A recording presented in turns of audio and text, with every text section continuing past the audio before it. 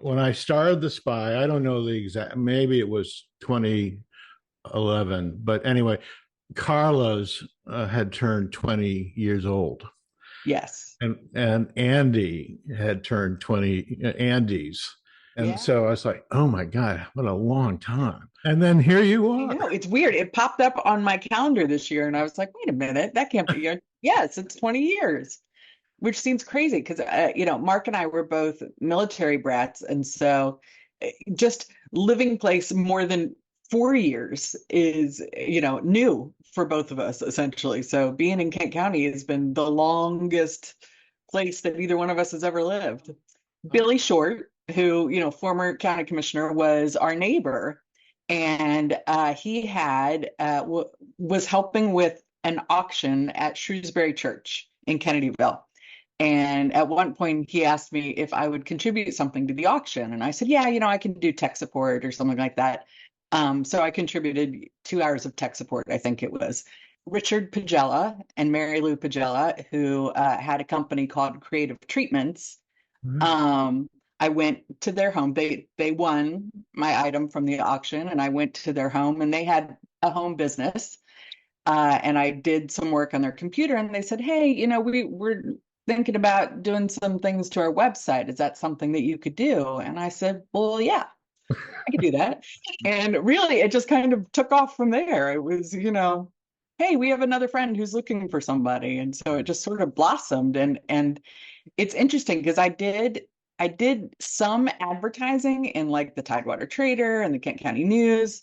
Um, but I really found that my best marketing campaign was word of mouth. And so one of my next projects was when Sultana was doing their John Smith 400 reenactment. So I got to build that website, which was really cool. And I got to work with my husband Mark, who's a software engineer, and we custom built. This was really before it was so easy to build a map, an interactive map with Google.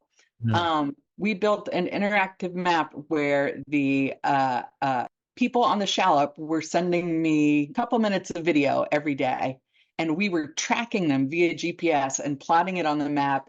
And you would click on that plot point, and the video would come up. So it was really cool. Oh, And I keep thinking I need to like recreate that and get that back up. I think that would be really neat. You experience when you first move out here, there's a thing called Eastern Shore Time, which is sometimes a good thing, and sometimes you need that thing right away. Eastern Shore Time is awesome in the sense that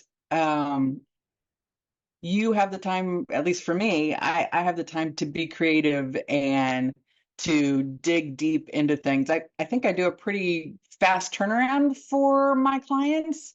Um, but I don't know, I really want them to like the work that I've done because it is such a representation of them. I got to say that I really have some of the greatest clients, and I think it's because so much of the industry in Kent County and so much of the product in Kent County is about people and working with people and educating and being creative. And I think that that is something so easy to embrace and support. And when somebody feels passionately about what they do, um, that feeling is contagious. Not only do you want to do a good job for them, you really want their business to succeed because yeah. what they're doing is so awesome. We have a bounty of those kinds of businesses and organizations here in Kent County. We definitely still have people struggling to get Wi-Fi or any kind of access to the internet. When we first moved out, we were on dial-up, and my husband was able to work remotely, but we would do all of our work during the day and then just hit that upload button and just let everything run through the night, and hopefully by morning it was done. I mean, that just seems so crazy now. What advice would you give clients? I I will mean, tell you, I had somebody come to me who they had come up with what they thought was a wonderful t-shirt design, and it was a wonderful t-shirt design. And they wanted to have a website to feature this t-shirt design because they were convinced that it would sell. And I had to kind of walk them back and say, the first question is, how does anyone know your t-shirt exists? Well, I don't know. I said, well, there are already established places where people go to buy t-shirts. It would be better for you to approach them. This is me losing business. Better for you to approach them if your objective is to sell a bunch of t-shirts, because there is no point that is so competitive right now on the internet, and has been for many, many, many years, that you you can't just have what you think is a great product and expect that it's just going to sell without doing lots of other stuff. And especially now with social media, I mean, all of these things are at your fingertips, but still there's so much competition.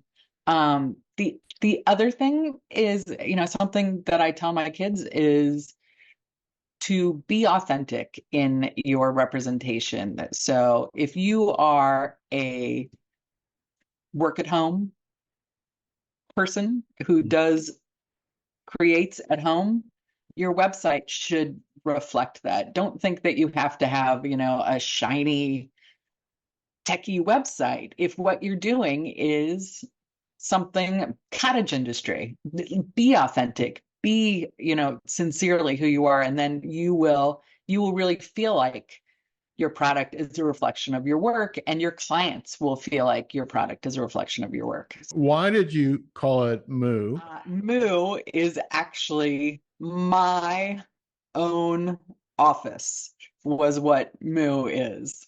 Did you embrace the cow metaphor though? I did. Never knew how much I liked cows until I moved to Kent County. Yeah. And I actually have a funny cow story. I hope everyone has a funny cow story. I was on my way to go to a meeting, and I have a long driveway, and the lap farm is just around the corner from me, and I believe it was their cows had gotten loose.